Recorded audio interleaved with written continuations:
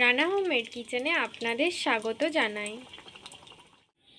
আজ আমি বানাবো গুড় পিঠে।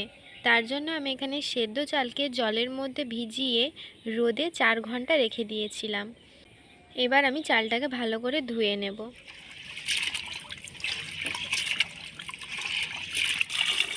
ভালো করে আমি চালটাকে আরেকবার ধুয়ে নিলাম। আবার আমি চালের মধ্যে জল নিয়ে নিয়েছিলাম। এবার ছেঁকে ছেঁকে আমি মিক্সিতে নিয়ে নেব।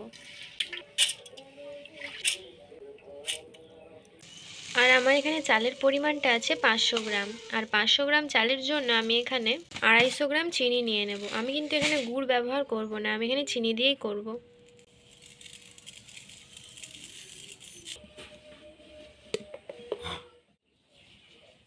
বাটা হয়ে গেছে। দেখুন, ঠিক পিনেও হয়নি আর খুব একটা মোটাও হয়নি। এইভাবে বেটে নিতে হবে। যারা যারা আমার চ্যানেলটিকে আগে থেকেই সাবস্ক্রাইব করেছেন তাদেরকে অসংখ্য ধন্যবাদ। আর যারা যারা সাবস্ক্রাইব করেননি তারা জলদি সাবস্ক্রাইব করে দিন, যাতে নতুন নতুন রান্নার ভিডিও আপনারা দেখতে পারেন। এবার এটা আমি 2 ঘন্টা রেস্টে রেখে দেব।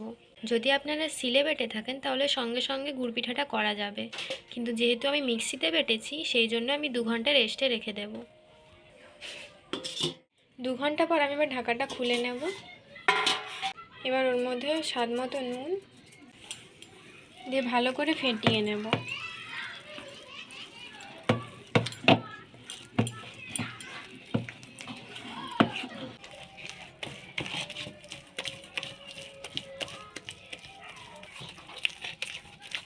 দশ মিনিট মতো আমি ফেটিয়ে নিয়েছি। এবার অল্প পরিমাণে জল দিয়ে দেব।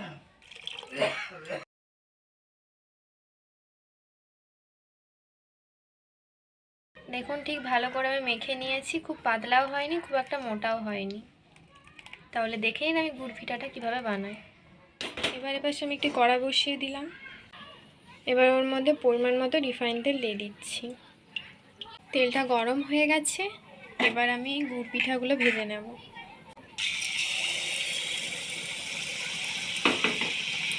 এই রেসিপিটা আপনার বাড়িতে অবশ্যই ট্রাই করবেন আর খেয়ে কমেন্টে জানাবেন কেমন লাগলো। দেখুন কত সুন্দর ফুলে উঠেছে। এক পাশটা ভাজা হয়ে গেছে, আর এক পাশটা উল্টে দেব। ভাজা হয়ে গেছে, এবার আমি তুলে নেব। আরেকটা আপনাদেরকে আমি দেখিয়ে দেব।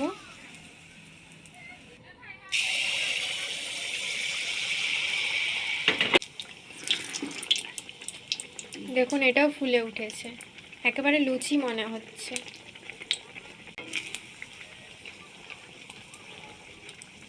আমি যেভাবে গুড় পিঠাটা বানাচ্ছি সেইভাবেই যদি আপনারা বানান তাহলে প্রত্যেকটাই এইভাবে ফুলবে। আর আপনারা যদি বাড়িতে বানিয়ে থাকেন আর এরকম ফুলে থাকে তাহলে কমেন্টে অবশ্যই জানাবেন। ভাজা হয়ে গেছে, এবার আমি তুলে নেব। এবার এইভাবে আমি সবগুলো ভেজে নেব। সবগুলো ভাজা হয়ে গেছে। দেখুন কত সুন্দর লাগছে দেখতে। তো আপনারা বাড়িতে অবশ্যই ট্রাই করবেন। তো ভালো থাকবেন, সুস্থ থাকবেন, টাটা।